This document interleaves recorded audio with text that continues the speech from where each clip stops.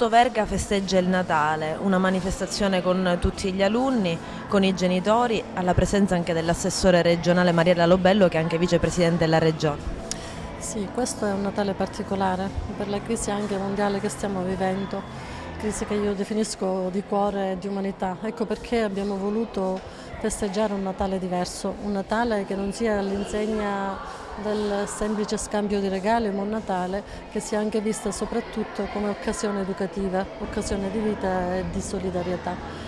Ecco perché noi abbiamo cercato quindi di valorizzare soprattutto l'attività educativa attraverso due attività importanti, la musica e la lettura. Attraverso la musica perché sappiamo benissimo come sia uno strumento che possa educare l'animo e educa anche l'emozione. E la lettura perché sappiamo benissimo come sia un'attività altamente formativa. La musica è stata curata soprattutto dalla soprana Piera Grifasi, che è docente della nostra scuola e che ha anche curato tutta l'organizzazione, insieme al fidanzato, il tenore Piero Lupino. Diciamo che il loro contributo è stato molto significativo perché hanno conferito un alto valore all'attività, alla manifestazione che abbiamo svolto.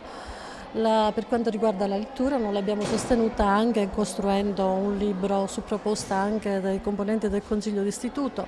Abbiamo costruito un albero di libri proprio per sostenere il messaggio di Malala Yousafzai, la 17enne pakistana, premio Nobel per la pace, che è stata anche vittima di un attentato dei talebani. Sto vivendo insieme a loro un momento davvero molto bello per augurare a loro, alle loro famiglie che sono tutte qui un sereno Natale, in un momento in cui non dobbiamo dimenticarlo, le famiglie da un lato, ma la situazione devo dire che dà una sensazione di grande stabilità. Però, come dice Don Tonino Bello, bisogna forzare l'aurora a nascere.